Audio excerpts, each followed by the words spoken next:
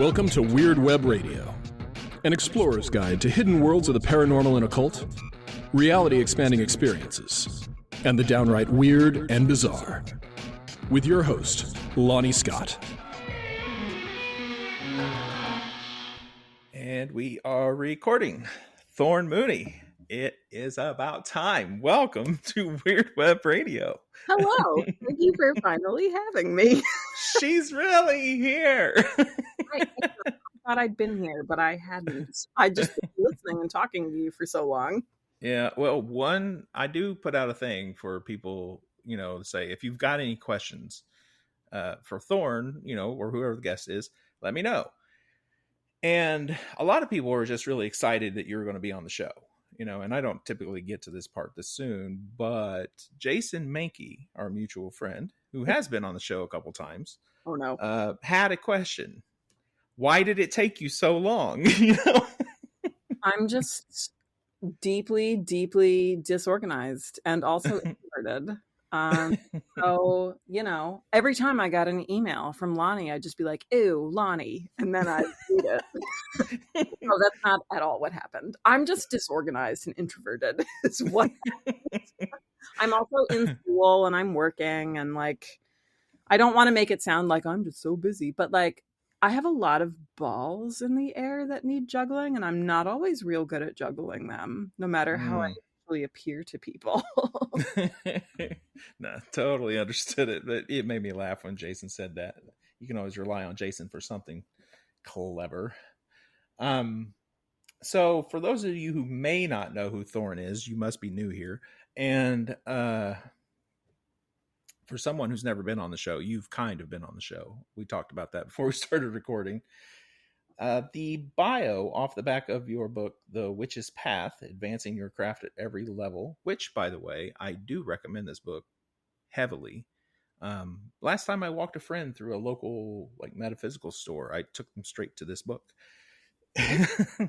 You're welcome. So it says, Thorn Mooney is a witch of more than 20 years and the high priestess of Foxfire, a traditional Gardnerian coven thriving in the American South. She holds graduate degrees in religious studies and English literature and has worked as a writer and tarot reader. Thorn maintains a long-standing YouTube channel and has been blogging about witchcraft and the occult for more than a decade. She's also a regular at pagan festivals throughout the United States, and you can visit her at thornthewitch.com. All right, thanks for being here. That's all, folks. No. Hey, everybody leave. We leave. First thing I like to talk about with people who have not been here before is, Thorn, have you ever experienced a haunting or any sort of paranormal phenomena? I love that you're asking me this. The short answer is, as most paranormal believers, practitioners, enthusiasts would understand it, the answer to that is no. I tell people that I am a Dana Scully who desperately wishes she was a Fox Mulder. I say that this is fortuitous and fun right now because actually I'm in a PhD program right now in religious studies, and it's looking like my dissertation project is going to be about the paranormal in the United States. So I have been spending a lot of time in these spaces. I've learned a ton, and it's been really, really informative and interesting for me. I'm very enthusiastic right now because I was really expecting, just because I'm a witch, I've been a witch for a long time. I've been hanging out in pagan and magical and occult spaces for literal decades, both in person and online, et cetera, et cetera. And I really anticipated that magical spaces and paranormal spaces would overlap more than they do. Same. And they don't. They do not. And it has been both enlightening and really gratifying. And it's so, actually the word I want to use is it's like a relief. It's like an intellectual relief for me because I have new puzzles, So I'll tell people different things kind of depending on what space I'm in. I never want to assume that I know what somebody means when they're talking about the paranormal, because my great aunt Tilly, who's not a real person, by the way, my stand-in, relative, if Aunt Tilly is talking about the paranormal, she's probably including something like witchcraft. So if I say, well, I'm a practitioner in this tradition and I worship these pagan deities and I believe that I can do spells, right? Like Aunt Tilly in her box is checking, yes, that's paranormal, right? But a paranormal enthusiast is very likely to be like, oh no, contemporary witchcraft, that's something really different. The New Age, that's something really different. The occult, nope, we're not that. We're scientific investigators, right? So it really depends on who you're asking. So when I say I've never experienced a haunting, that doesn't mean that I've never had experiences, for example, like with the dead or in magical spaces, right? In like other worlds. But I have not experienced a haunting the way your typical paranormal investigator describes hauntings. Okay. That's fair. And you're right. These worlds do not mix very well, or haven't historically, which is why I love asking known magical practitioners this question, because no one ever does. And I love it. So it blends well here. And there are people out there like the series Hellier with the Newkirks and folks like Dana Newkirk in particular has introduced to the masses tarot and witchcraft and stuff as a means to explore paranormal phenomena. And anytime someone is going to lean close into the camera talking to me and says, I've worked with the dead, well, please tell me. Totally. How's that work? What are you doing with the dead? Well, I think that goes both ways too. I know that show in particular, but other shows I think also introduced the paranormal to a lot of pagans. I remember when that was kind of blowing up on Twitter in particular, and the conversations that were happening like in my meat space pagan communities, where people who had never engaged with like paranormal reality TV, for example, suddenly were consuming it because here was this like overlap. I think the same happened when, like, was it Vanessa Hudgens who had like a paranormal investigation show? I don't know. I don't remember. Vanessa Hudgens had something where they were exploring like witchcraft and Hecate. Okay, I didn't actually see that. I just remember there being like overlap. So it's kind of interesting. It's not just like this one-sided separation, right? So like for me personally, when I'm talking about experiences of the dead, I'm pretty specifically talking about like ancestral practices, things that would be recognizable, I think, to a lot of different kinds of pagans and witches. Like I've got an ancestor altar. I talk to my dead dad, right? Like I talk like that sort of thing that I think is very familiar. But I'm not a medium. I'm not doing a lot of the things that people who occupy those spaces, either like professionally or as other types of experts, are occupying them. I'm occupying them, I think, in a very kind of like, this is a weird way of saying this, but like a historically kind of pagan way. When we think about like pagans having ancestor veneration traditions, that's what I mean when I say I have interactions with the dead. Okay. There was a lot there. I love that. Damn. So, well, haunt me. I'm just randomly thinking this to correct the historical record here. The YouTube series Haunt Me. I thought you were asking me to haunt you. No. I mean, go ahead. But I know, Lonnie, that'd be difficult. I'm also alive. ME, the abbreviations for the state of Maine, ME. Those folks were like Katie on that show was doing some real witchy stuff in tarot long before Hellier came along. And Ty, who has been a guest on the show, he uses runes and things in attempts to communicate with spirits, which is really cool.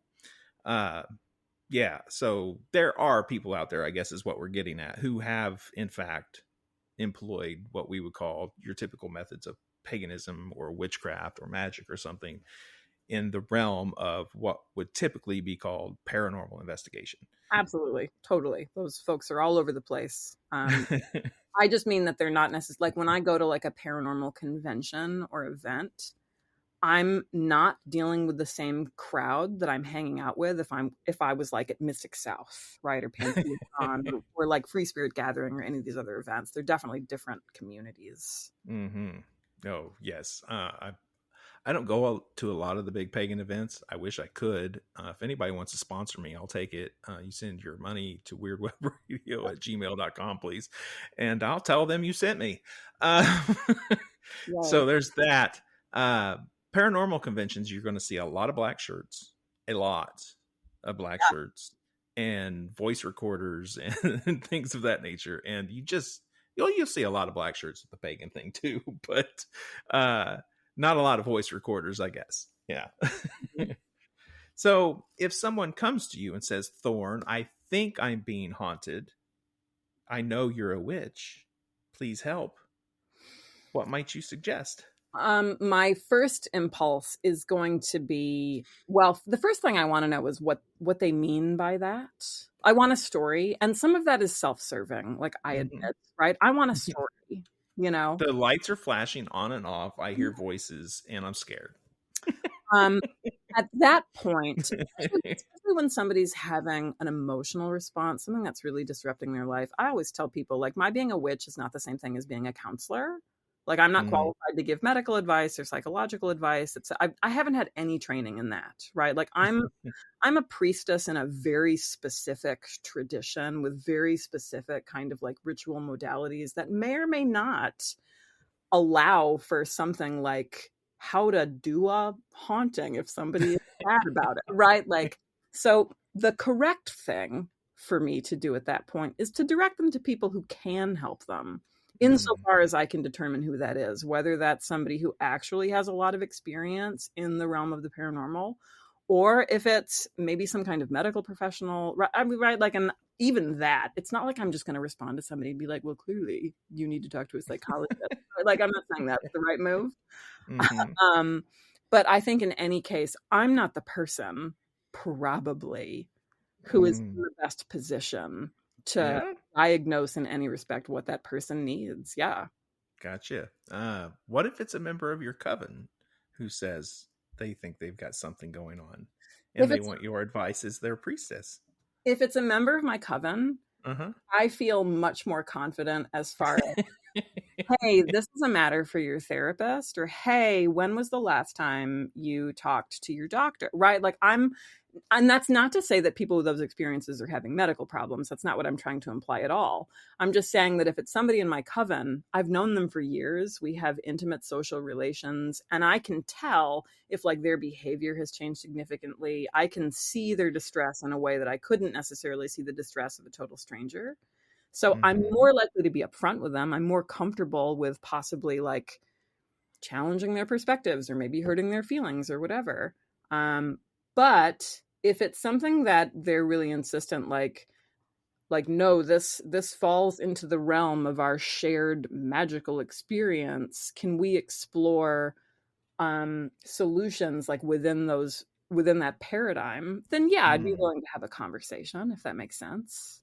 I like that, and I think that you do need to address that in those situations. But it's also something that I think gets back to not a lot of this crosses over between paranormal sort of communities and thoughts about what's going on versus our pagan and witchy folks. Totally. And at the end of the day, speaking to the dead is speaking to the dead, right? And we do have methods for that. And sure. Yeah. And we can teach someone how to maybe build a relationship with something that might be there, while also saying you may need to talk to someone. And within like, so I'm a Gardnerian Wiccan in particular. Okay. And like within that framework, we have relationships with particular deities and spirits. And like, it's, spoiler alert, one of the things that I'm going to tell this person is, have you spoken to those spirits and deities? Like, have you consulted them? Right? Like, what do they say about what is happening? What are you doing?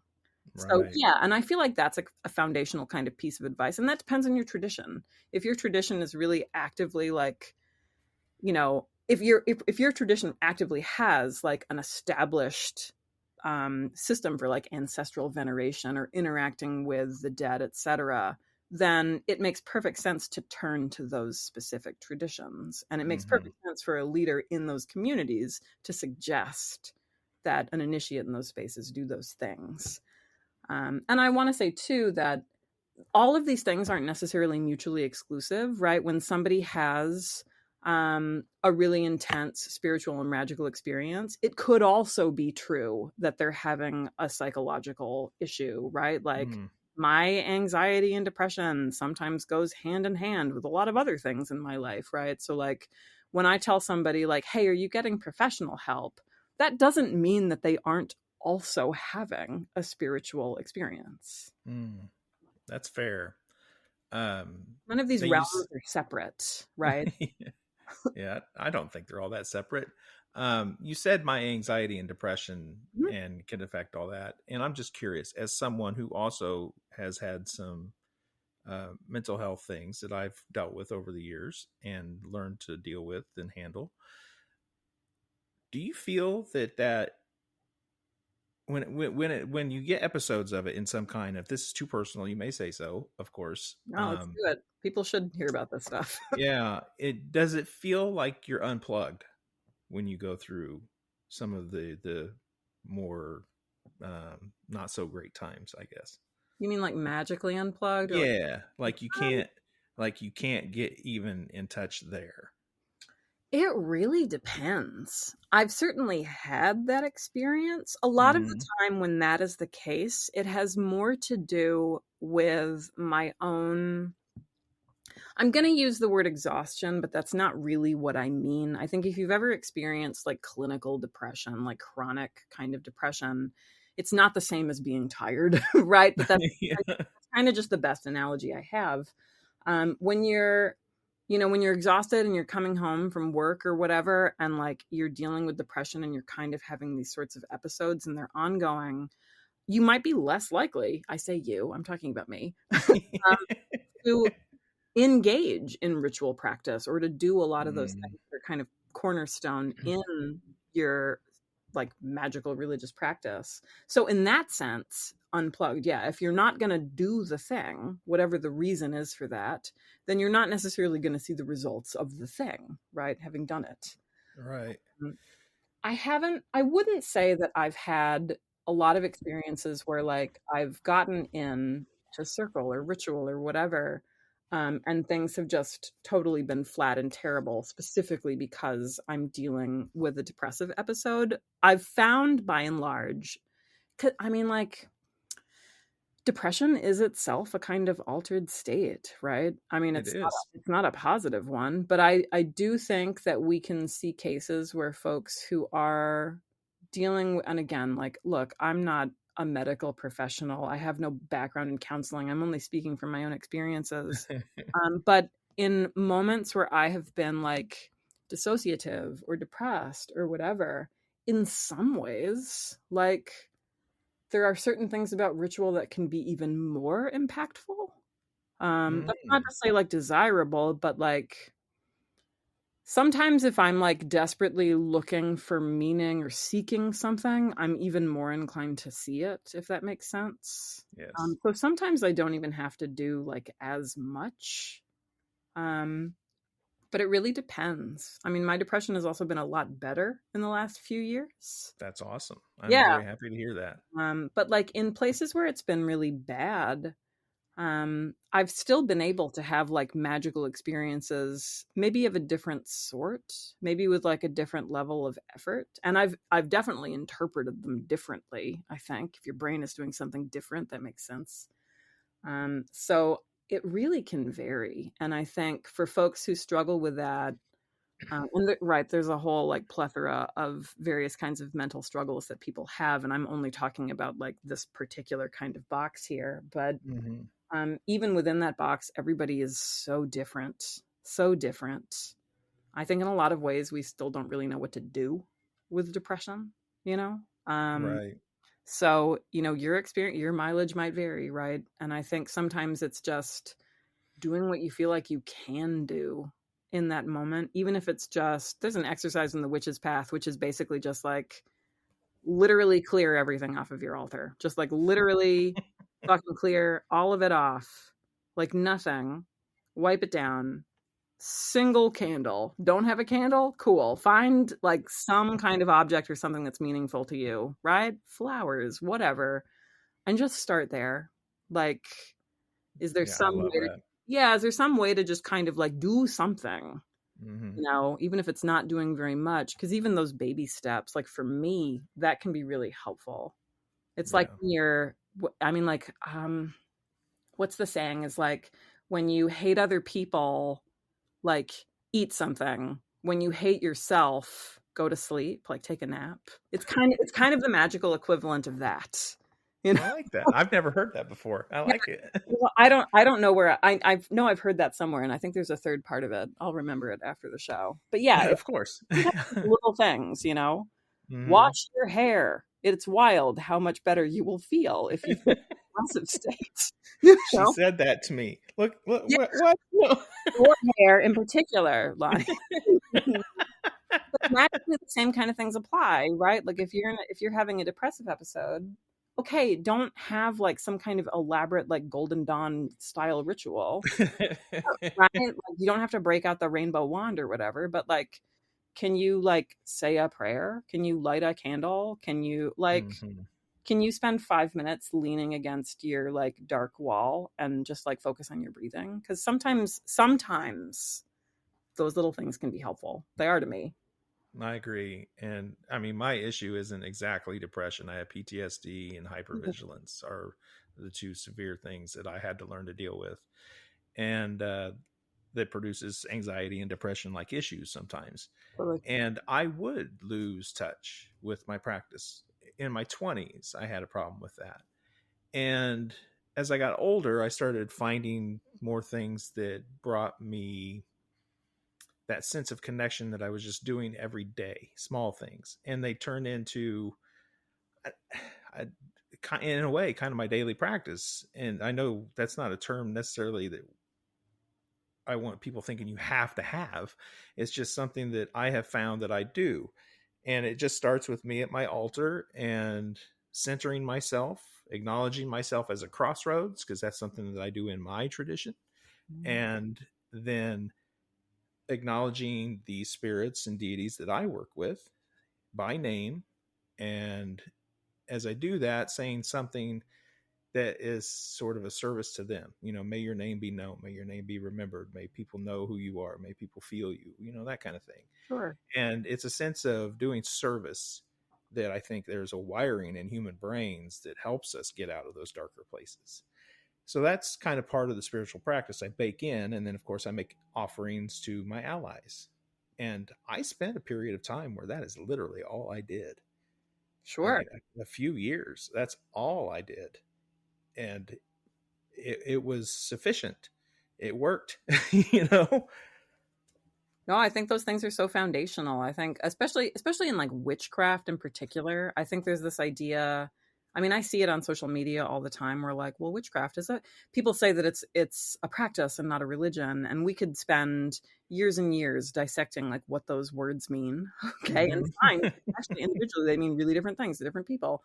But one of the downsides of that kind of like quipping on a short form platform like TikTok is that people assume that in order to be a witch, they have to do a whole lot of stuff. It's a practice, right? It's not about what you think or what you believe or how your outlook. It's not religion, right? Like it's a practice, which means you have to be doing spells. And if you're not doing spells, you're not a witch. And like, that's just not true. Right. Again, we have to interrogate what we mean by all those words. Right. I think it contributes to that attitude that like, if you're having a bad time of life, whatever that looks like for you, if you're not actively casting spells or doing really elaborate rituals, it means you've somehow like stopped being a practitioner of whatever it is. And that to me is just not a helpful attitude. Like even if you personally go home and like individually believe that and think that it's true, that's not something you want to say to a depressed person. You know? Right.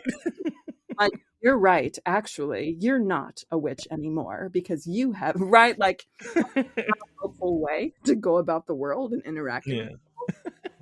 Yeah. And yeah, so like, if you work with a particular deity, yeah, have a conversation with them. If you have an ancestral relationship or relationships with land spirits, or you know, you conceive of it as a relationship with your higher self, or however you frame like your own cosmology, yeah, sometimes those kinds of seemingly small things end up being the biggest things. Mm-hmm. Yeah.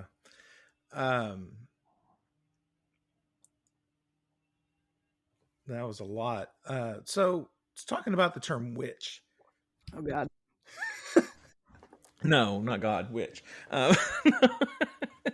uh, from the time you started, and I believe I've heard you talk about it a lot. I don't want to dig too much in your history, and those of you listening, Thorn has been so open about everything. No, actually, really boring. I saw The Craft as a teenager, and I got Ravenwolf's Teen Witch, and that's about it. There you go. Right. So from Silver Ravenwolf to today, I'm sure your idea of what it is to be a witch, where that boundary is that defines a witch, how's that changed? It's exactly the same as it was when I was 13. No. Oh, congratulations, Silver Ravenwolf. No, even Silver Ravenwolf's conceptions change if you like read. Yeah. Damn. I can tell you some things as far as like perspective shifts. In terms of like what I do, I don't know how much that has changed. Let me think about it as I speak. Sure. But in terms of how I conceive of things, you know, I think for folks who weren't there in the late 1900s, it might be difficult to conceive of this period where like you went to the B. Daltons at the mall or whatever. Walden Books. Yeah, Walden Books. That's what I had. Awesome. And you had a choice of like, you know, Cunningham or Ravenwolf. Maybe there was some Buckland. There was probably some DJ Conway. And then there was this weird book about how if your kid was playing Dungeons and Dragons, they were definitely a Satanist. Like those were the books. Yeah. And a lot of Sylvia Brown. Let's not forget Sylvia Brown. I should not shortchange Sylvia Brown. And those were your choices. There was no Google. There was no you know, you might have had like an old encyclopedia, like a physical one lying around, and it definitely didn't have like it might have like the Margaret Murray definition of witchcraft, right? But like so like when those were the books you were picking from, and you probably didn't know any other witches too, especially if you were a young person like me. And those books all framed witchcraft and Wicca as like interchangeable things. And they framed it very adamantly in terms of a religion. It was a religion. It was a thing that you believed. It was a belief system. It was a spirituality. Like all these words were kind of flung around interchangeably. And some of that, in retrospect, I think had a lot to do with us kind of being on the tail end of the Satanic Panic, and a lot of these kind of court cases in the United States having to do with like religious freedom and who's entitled to be religious in public spaces and what is that allowed to look like, et cetera, et cetera. You know, your typical like 14, 15-year-old wasn't thinking about those things, right? They're just consuming these texts. I was consuming these texts and I heard, oh, witchcraft is actually like this secret religion that's been passed on. Because you got to remember, this is before Ronald Hutton too. This is before, right? Like there was a lot of, everybody really was still running around being like, no, these are passed down unaltered from like the countryside of Britain, right? Like those attitudes were everywhere, right? HBO, Mists of Avalon, actual Mists of Avalon, right? Like all of that stuff is existing in the same moment. And so my initial understanding of witchcraft was in that space of like, oh, actually, there isn't just God. There's also a goddess and the sacred feminine. And we weren't having conversations at this point publicly, like wide, broadly. I'm not saying that these conversations didn't exist, but they didn't exist in this public kind of platform that they do now. We weren't having conversations about like gender essentialism, right? And magical spaces and like these problematic histories. Like those conversations weren't happening yet because there was no big public forum for them to happen in because there was no internet. Right. So I spent a lot of time explaining myself to, you know, parents and friends and teachers, and then on the budding America Online, right, forums that I was hanging out in, the chat rooms.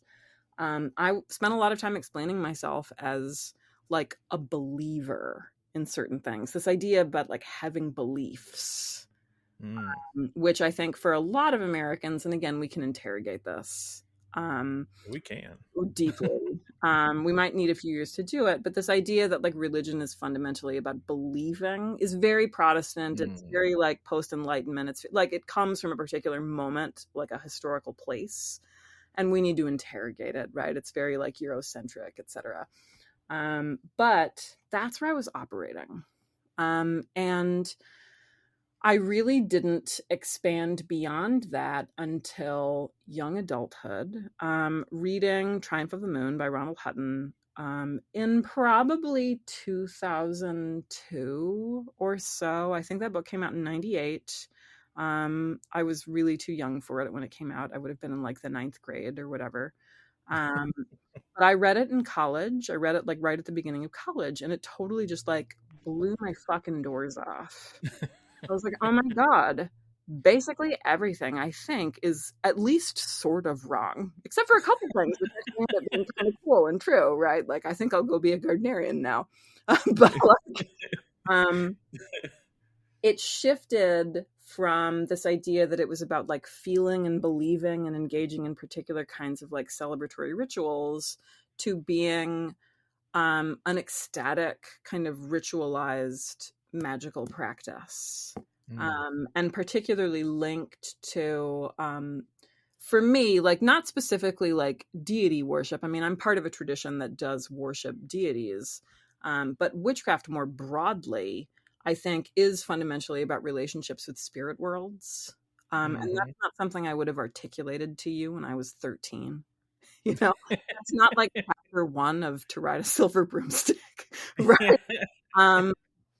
So like that, those are where my biggest shifts have happened. I still prefer inclusive definitions rather than exclusive ones. I think definitions that include more people tend to be more useful just as a scholar. I also don't really have like a dog in the fight anymore when it comes to like where those specific boundaries are. A lot of people do. I feel like at this point I've met too many people, and spent too much time in too many different kinds of witchcraft spaces in order to say definitively like, nope, these people over here are doing it wrong. You know, that's something I would have been really comfortable doing when I was 17. Yeah. But I'm not now. So if somebody tells me they're a witch, like, I'm going to give them the benefit of the doubt for the most part. I might sit there privately and be like, they're a different sort of witch than me. You know? Ultimately, that's not a term that people own. And getting comfortable with that as I've gotten older has been honestly like one of my bigger accomplishments. Yeah, and I do think that comes with time. At least it has for me, of course. I've never been a witch. I've never identified as a witch. I could totally get down and be one in most given witchcraft spaces, and people would think I was. There's not a lot of difference in what we all do. Some of that I do give the Gardnerians credit. Historically, if you start pulling at the corners of this stuff a little bit to see what's under the rug, we all have a debt of gratitude to Gardnerians. Yeah. I really think so. And none of my heathen friends like to hear that. That's okay. There's a lot of people on TikTok who don't like to hear that either.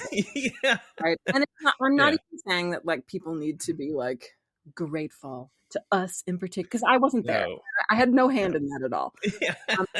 I'm not saying that like all of those things were positive, right? No. Just the fact that like there was this particular moment in history that I think was really the product of a lot of just like things coming together in one of those kind of perfect ways that sometimes happens with history, where like, here's this moment where somebody like a Gerald Gardner can come in and do this weird thing and it can have a lot of impact. And obviously like we can dig deeper than that. Like none of us would be here without the Golden Dawn. Right. True. Like we can keep going. Right. But it is kind of an interesting experience, particularly being on social media and consuming a lot of the books that are coming out in the last like 10 years in particular, where people will really ardently insist that something is not Wiccan. But if you look at it like from like an archivist's position, right? A historian's position. You can be like, okay, well, we have to have a conversation about what that means. Is something Wiccan just because somebody says it is, or like, does it have to self-identify as Wiccan? Is it fair to say like a magic circle with 4 quarters is essentially like a Wiccan thing? Like, we can debate those things. Sure. But what I think you find when you start pulling at those threads we were talking about is that we actually have a lot of shit in common. Whether or not we like it, whether or not we feel comfortable about it, we have a lot of shit in common. And I've been in a ton of rituals with people who are doing non-Wiccan witchcraft where I recognize fucking everything. Right? I'm not going to roll in and be like, actually, you're a Wiccan. Like, I'm not going to do that. Right. You know, I spent my master's in religious studies looking at evangelical churches, and I can roll into an evangelical church and be like, look at all the new thought. You know? But I'm not going to roll into the Bible study and be like, you guys are just like William Walker Atkinson. Like, I'm not going to do that, right? Because that's not productive. It just points to the reality that all of these boundaries are a lot more porous than I think individually a lot of us feel comfortable with. And you know, like in the early days of heathenry, I learned a thing called the hammer rite. You know, and stop me if this sounds familiar. Hammer of the North, ward and protect this holy space. Hammer of the West, hammer of the South, hammer above, hammer below. You know, like I wonder where they got that idea. And basically, then, like if Thor did the LBRP. Yeah, and then you get, you know, like it evolves into other spaces where you're, you know, tracing the Elder Futhark one rune at a time in a circle around you as you chant the name. So you're still creating a circle. What I thought was, you know, and those all obviously come from. That's not in at one point in time, people are like, we want to do more heathen things. We don't really know what to do, though. Who's doing stuff that's pagan, and how can we turn it heathen? You know, and I don't think there's any shame in that. The shame is when you won't admit that. That's how we all ended up as Renaissance Festival devotees. You kidding me? Like, it's because I think at some point, and this is something that I think folks who grew up with the internet can't necessarily appreciate, like, there wasn't anybody to ask. You had the half dozen books at the Walden Books, and then you had whoever was in your town. And if you were under 18, forget that. And if you were over 18, you better be willing to like drive. So whatever you wanted to do, whether it was like be a Thelemite or be a Wiccan or be a heathen or whatever, like you went to the New Age store if you were lucky enough to have one, and you probably didn't. And you were all hanging out together. You went to the local moot or whatever, and nobody at the table was the same kind of like magical woo person that you were. And you were still fucking grateful to be there talking to them because that's who you had. That is so fucking true. Right? And now you talk to people on like social media and they're like, I'm not going to go to this event because it's put on by a druid and I'm not interested in druid. Like, okay, it's cool if you're not interested in being a druid, but goddamn, it's likely that they'll be able to point you somewhere. Right. I want to be a witch, but I don't want to hang out with those people because they're doing green witchcraft and I don't really like plants. I want to do this thing over. Like, go talk to the fucking green witches. They can maybe give you some phone numbers or something. Come on, people. But we're so just like hell-bent on like making sure that everybody is using the same identifying monikers that we are. Right? Because otherwise we can't talk to them or we can't read those books. Or we can't. And I think that's a shame. I do too. And a lot of that has changed. I know like in heathen spaces in particular, you don't see the hammer rite a lot, or even sometimes you still see that rune ring. A lot because a lot of people do a lot of homework is what it comes down to. And they found in an Icelandic saga that, in fact, they used to walk a flame around an area to declare it sacred space. Oh my God, that's amazing. I totally made that joke, but that's so cool. And how cool is that, you know? And now it's a heathen thing, you know? It's still a circle, but it's heathen, baby. All circles are Wiccan, all of them. All of them. Tell my geometry teacher. That's right. Every circle, upon completion, if you're quiet, you can hear Gerald Gardner whisper to you. You know? You want to talk about hauntings? Oh man. And I could go down this what the fucking 90s were like all day long. It's cool to talk to people who had that similar experience because you found your way to Buckland and Silver Ravenwolf. Mm-hmm. I found my way to the little black book published by Avon that said the Satanic Bible, and then we heard about the Necronomicon, and we're like, "Can you order that?" You know, amazing. Yeah. And I just got canceled again by somebody, but I have those books too. They're still over. Don't worry. Yeah. You were recently on I guess it wasn't recent now, maybe about a year ago, on what was his name? I wrote it down in my notes. YouTube guy, Anthony Padilla. Oh, is that right? On Anthony Padilla's show. Yes. You want to talk about being canceled? Yeah. I literally told like 1 million people that I was in a cult. So yeah. And so it must be true.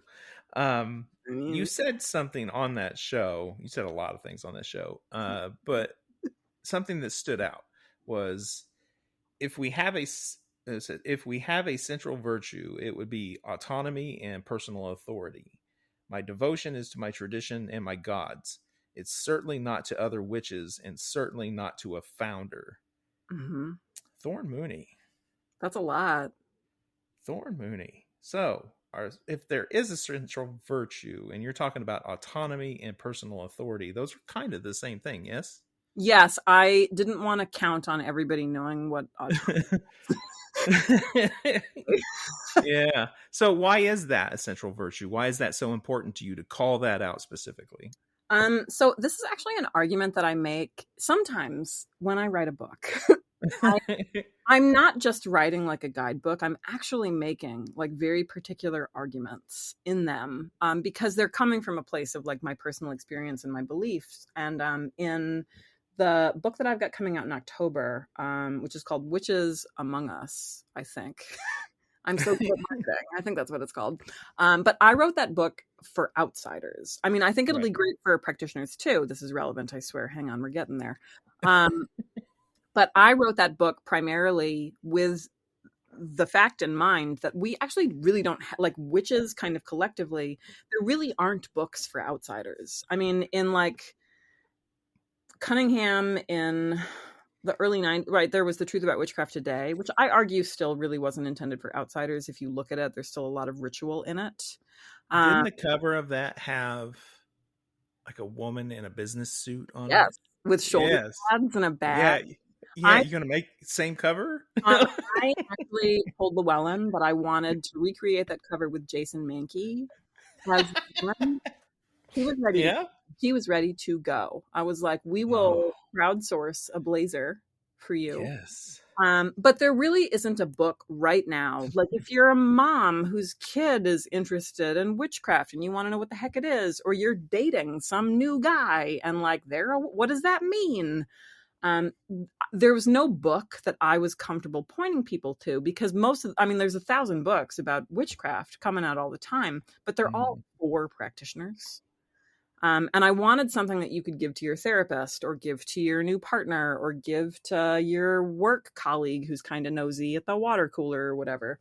But in the course of writing that book, I had to sit down and be like, okay, what things actually characterize, not Wicca specifically, because it's not about Wicca. What characterizes contemporary witchcraft? If we are going to call it a collective movement, which I have to do for the purposes of a singular book, right? What are the things that people are going to see?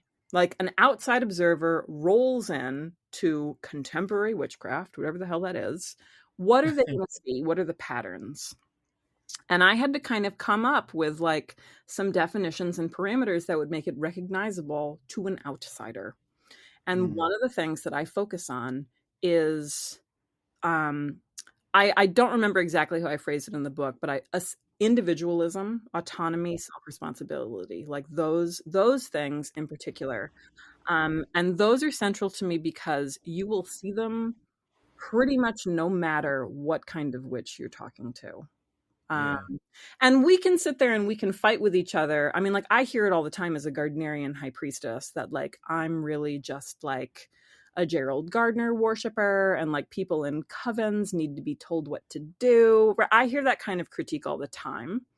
But that's not actually true. If you hang out with Gardnerians and you notice like the variation that occurs across Gardnerian covens and the way autonomy works, blah, blah, blah, right? Like, that's true for Gardnerians. It's true for traditional witches of various kinds. It's true for eclectic folks, people who are spiritual seekers exploring witchcraft. I think all of us are really deeply invested in locating the self, whatever that means. We want to know what's right for us. My personal relationship with this deity or this spirit or this piece of land or whatever, my personal beliefs about this, my individual practice. We are obsessed with individuality. And I think that points to like wider histories in, you'll hear me frequently, like in this podcast, but also really broadly, limiting what I say to the United States. That's because I'm a scholar of the United States as well as the States. It doesn't mean that it's not true for other places, but I'm just most confident saying it like from the perspective of somebody in the United States. The US is obsessed with this idea of individuality and individualism. And I think that shows up in practically all of our religious forms. It definitely shows up in how we do witchcraft. Witches do not fucking like being told what to do. And that's true whether they're in a coven or solitary or doing their own eclectic thing, inventing their own traditions from the ground up, practicing something inherited through their family. I see this emphasis on autonomy everywhere. It doesn't mean that it'll be accepted and recognized and agreed upon by other witches all the time, but an outside observer is going to see that everywhere they look. Yeah, and that probably got seeded with, discover your true will as common language in the earliest days. Totally. And in a magical perspective, absolutely. And I think even broader than that, I mean, even the idea that like you have such a thing as a self. I mean, like, listen to how we talk to teenagers when they graduate commencement speeches. You have to go find yourself. Right? But we say that to kids. And it's because like, no matter what our religious backgrounds, like we believe that there's such a thing as an inherent self that needs to be like developed and located and fostered and get to know, like I get to know the real you. We use expressions like that all the time. I think all of that stuff underlies how we approach religion broadly, spirituality, magic broadly. And then we have all of these institutions, right? Like within a tradition like Thelema, right? Or Gardnerian witchcraft, where like we have this emphasis on the will. And if you understand that as like a relationship with the holy guardian angel, or if you understand that as a relationship with your higher self, or however you want to frame it, all of those things feed into an attitude that's already deeply embedded, which I believe is why when so many people discover witchcraft, they experience it as a coming home moment. It's because it reinforces a lot of those things that I think are already in us culturally. A coming home moment. That's interesting. Because I have known pagans now that I've been at it for so long who have left the church of their youth, gone into pagan exploration for X amount of years, and then gone back to the church of their youth and described that as going home. Totally.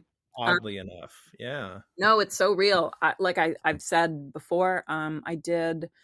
So I'm an ethnographer. That's the particular methodology that I use as a religious studies scholar. For folks who don't know ethnography, you might know the phrase participant observation. I basically like go to things and hang out with people, and I do interviews, and I spend long periods of time with particular groups. I really think that in order to get your like brain around something, you have to do it and be with the people who are doing it. So I spent my MA at an evangelical megachurch and like Bible studies and hanging out in these spaces. And wasn't I just surprised and pleased as punch, sort of, that evangelicals tell the exact same narratives that witches do.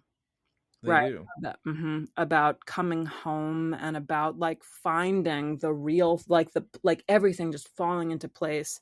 The way we construct our narratives when it comes to belonging. This gets back to what I was saying a little bit ago about how if you pull threads, you start realizing that we have a lot of things in common. And I think that that's true regardless of a lot of other things about our identity. I think so. Yeah, when I hang out in Christian spaces, I hear a lot of the same kind of language. And I think I'm not a historian per se, but I think that we can look at like wider histories and see, oh, it's because like we have these particular kinds of emphases on like individuality and self-discovery. And we also learn to tell narratives based on the narratives that we hear. You know, like pagans learn to tell those stories about coming home. Because we hear them. And that's not to invalidate them. That's not to say that they aren't true. It's just that storytelling is a communal process. We learn to do it by telling each other stories. So we learn the format. If I start once upon a time, you know what's coming next. Right. And so like you come up hearing, oh, this thing happened to me. I had this experience and suddenly everything about my life just made sense. Yes. People say that finding witchcraft the same way they say that about learning to play D&D, right? Or falling in love. Yes. Or finding Jesus or what, right? And it's because we hear those stories. And again, that's not to invalidate them at all. No. I hope that it means that we just kind of have more respect for people's individual experiences. I don't find it threatening when people leave paganism or witchcraft to go either back to their home churches or to other traditions. I've seen a ton of that. I don't either. And the whole thing about the self, that's interesting. I've never really taken, I guess, conscious note of that as a cultural thing. You're going to see it everywhere now. Yeah, I will. And I mean, I talked to Mitch Horowitz, right? And he's an occult historian. And Mitch says something when he starts talking about prayer and comparing it along the spectrum of, you know, from people doing magic to prayer of any religion, Christian and otherwise. And he says, no one's really saying thy will be done. They're saying my will be done. Yeah. And that reflects back to your narrative there about the self being so front and center in everything. Sure. And I think that's modeled for us too. I don't think that that's necessarily innate. But we grow up hearing it. Also, just like from a flip perspective, can you imagine like having the sort of hubris to think that you know what like a deity's will is? Right? Because I just personally, right? Like people are like, what does the goddess say about X? And I'm just like, you should ask her. You know, like so yeah. Imagine I will be done. Like I wanted to ask you a question that is straight out of one of your books. And I've asked this to some of my guests along the way, and it's produced some interesting answers. This is from your book, The Witch's Path. And you say, or ask, how is it your magic is witchcraft rather than something else? Oh, fuck off. God damn it, Thorn Mooney. That question is for other people. No, it's for other people. That's fine. No, next. No.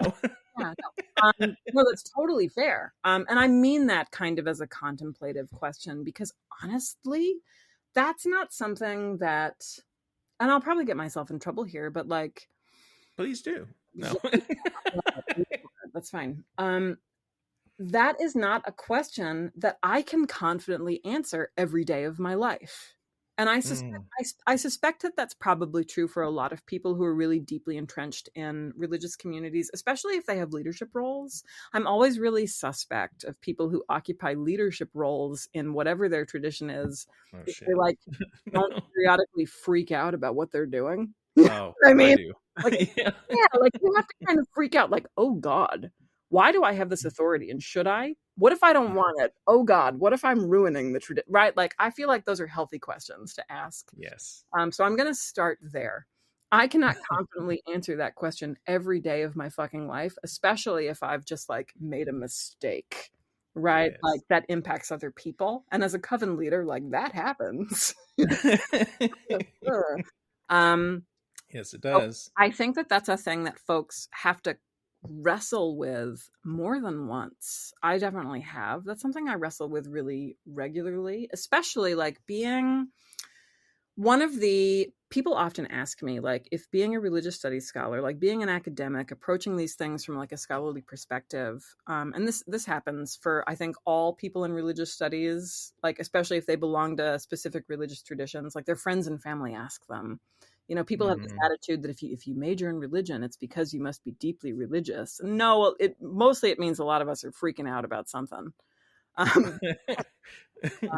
Like, does it help your religiosity? Does it challenge it? Are you more religious or less religious the closer you look at something, right?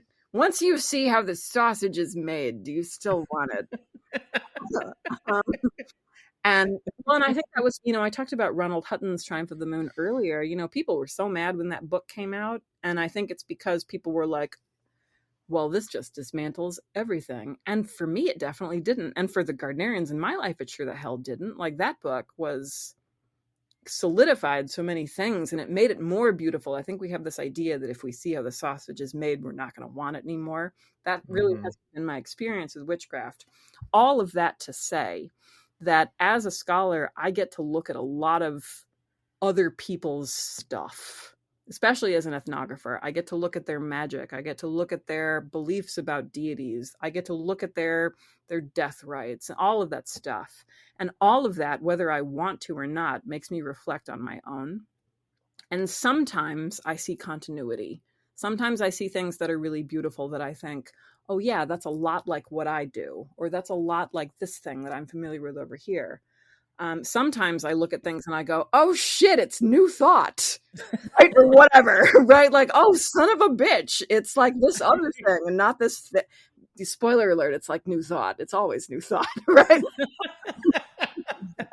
And like, you just get to sit there and be uncomfortable with that and decide what to do with it. And so when I'm contemplating a question like, what makes my practice witchcraft and not fill in the blank? Me liking Ren fairs and being kind of into romantic literature and enjoying making stuff up and reading fantasy novels, which is what we were all doing in the 90s, right? Like, what's the difference? Or what's the difference between somebody who's doing traditional Wicca versus traditional witchcraft? All these dudes knew each other, right? Like, they're all reading the same books. So, like, what is the big deal that distinguishes them? What's the difference between what I'm doing as somebody casting spells versus somebody on Instagram who's like selling a course on New Age manifestation? If the end results are the same, what's the difference? Right.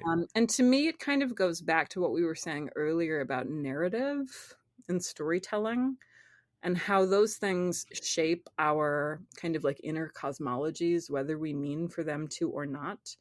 The language of witchcraft and my tradition in particular, okay, but I'm, here kind of the brackets around witchcraft and do with that what you will.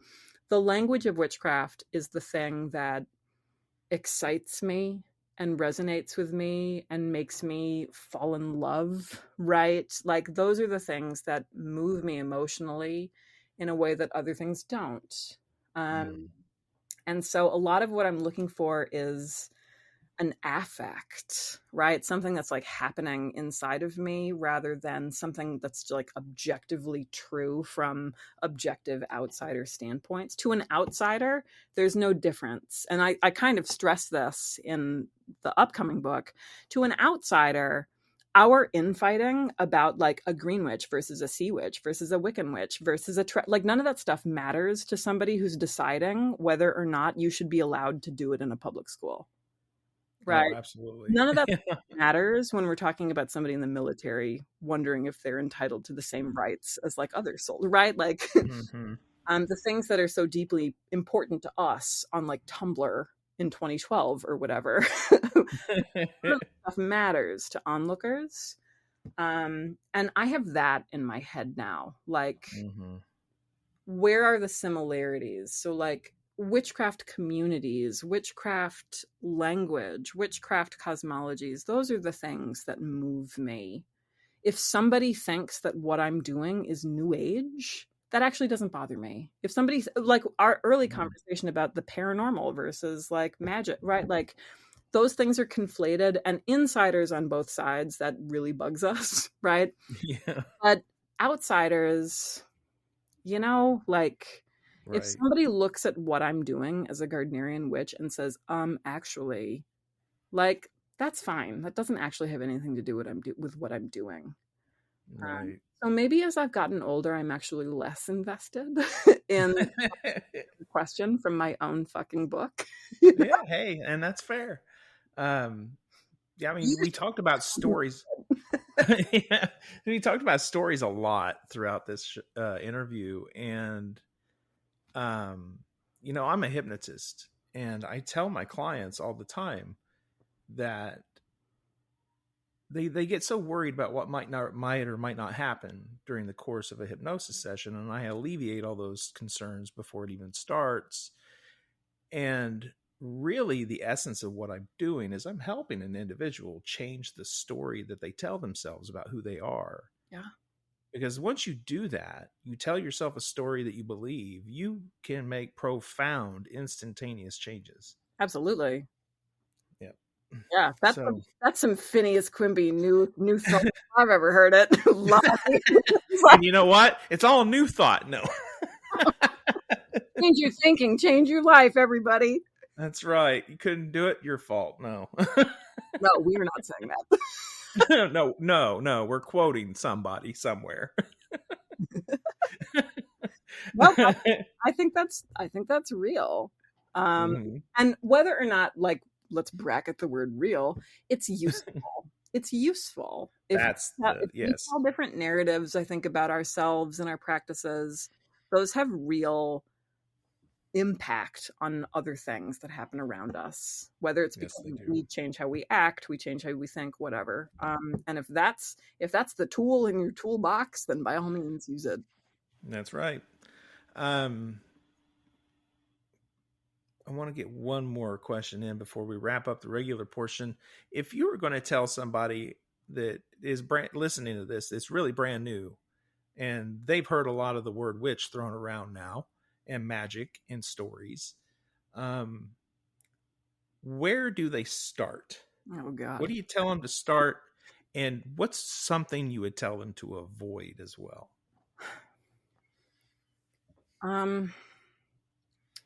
That's really, let's start with what to avoid first. That's always the easy one, right? That's the easy one.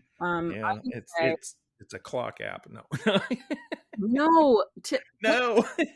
The clock app is both a blessing and a terrible It can give you cat videos, or it can ruin your life. So use carefully.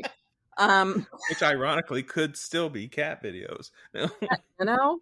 I would say to be cautious of anybody who purports to know the answer or who speaks in absolutes. You're going to run into folks who are very confident.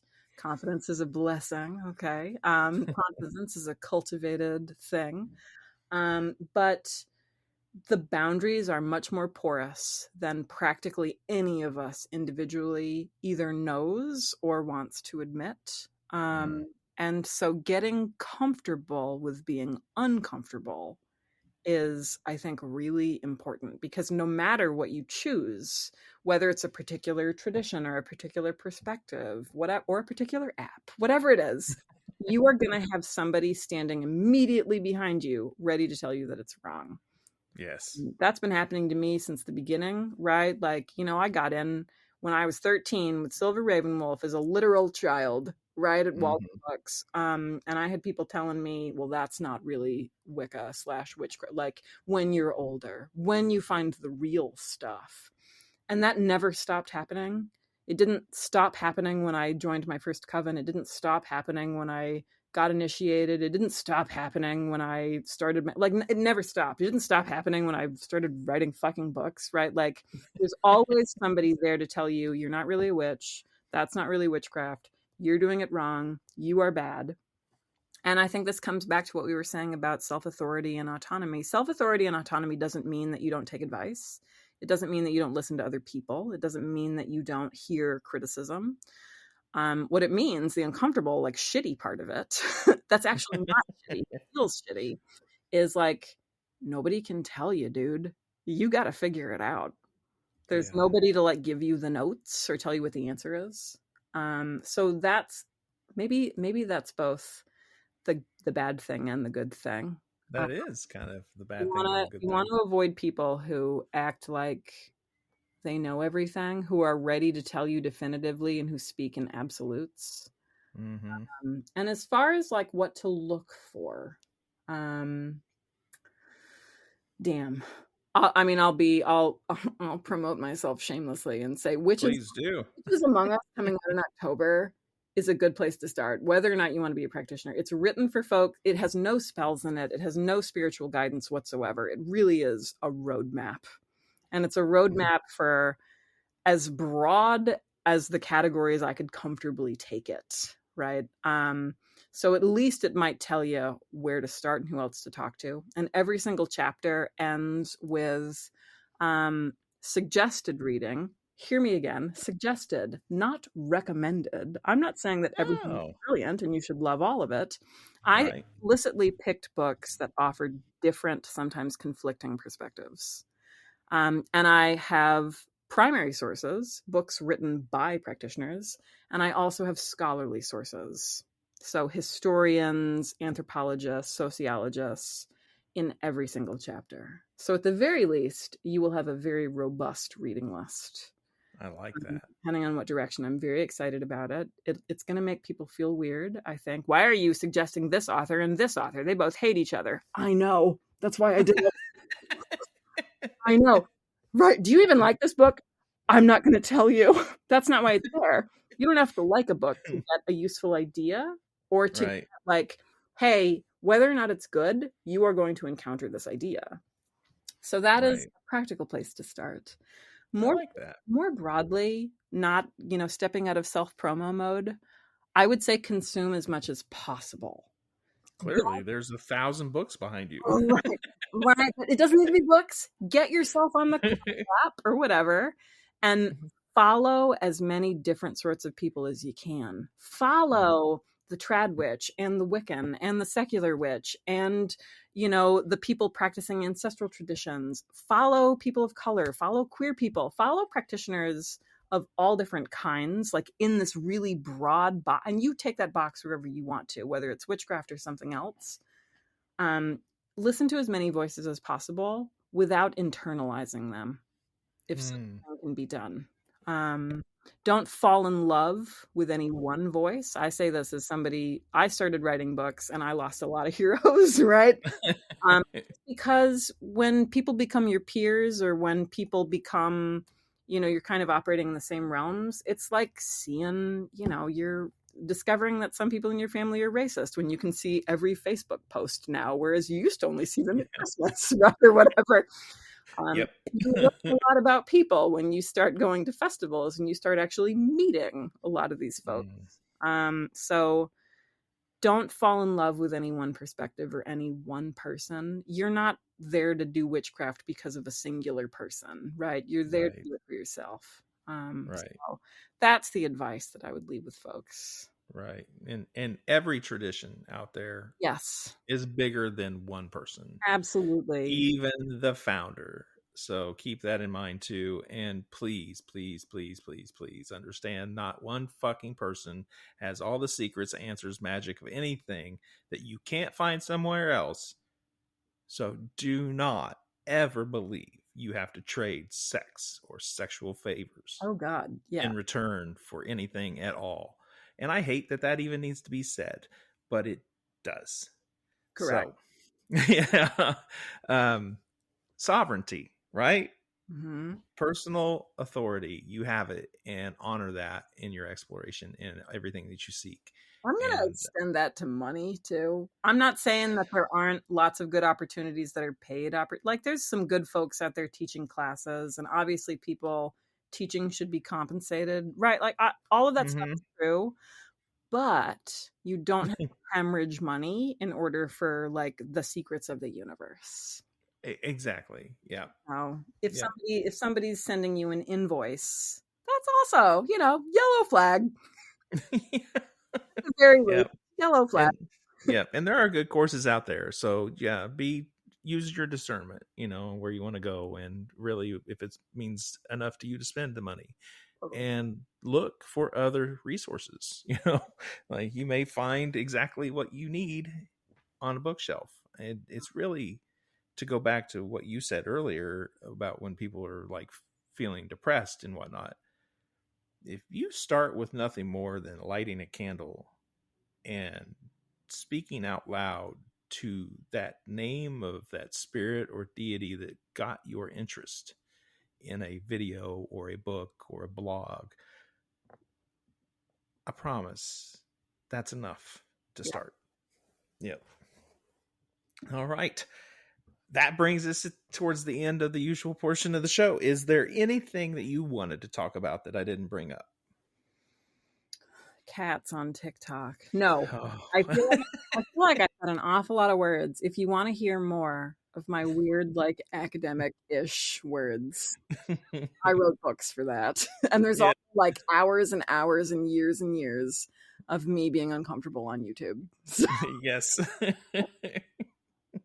And you have a Patreon with a Discord community attached to it that is, aren't they lovely? By far one of my favorite things. Aren't they? Yeah, Patreon is $1 because I'm awkward on the internet. So it's $1, and your dollar gets you, I think, one of the nicest internet communities around. Yes, they are wonderful, and I don't comment a whole lot, but because I don't understand Discord, and but I do read a lot that you guys talk about in there, and once in a while I'll chime in. I love the community you've built. They are a wonderful group of people. I absolutely adore them. I'm really proud of them.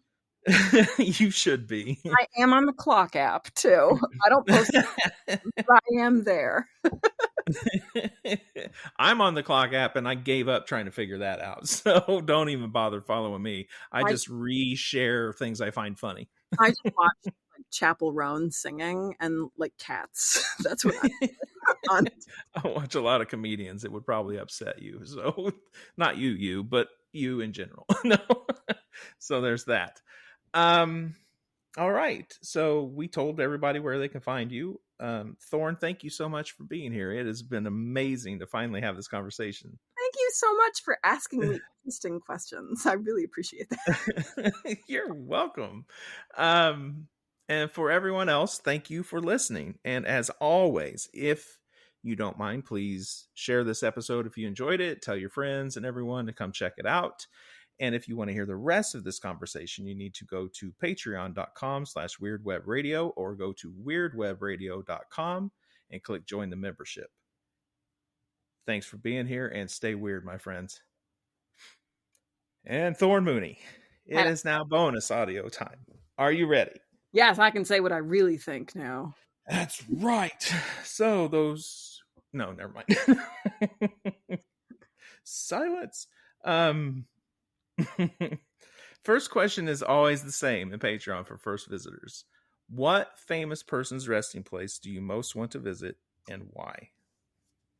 I feel like I've already done this. You have not done this. No, not you, but I'm not like a cemetery enthusiast per se, but I was really excited about. Do you want to hear how they just answered that question? What famous person's resting place would you most like to visit?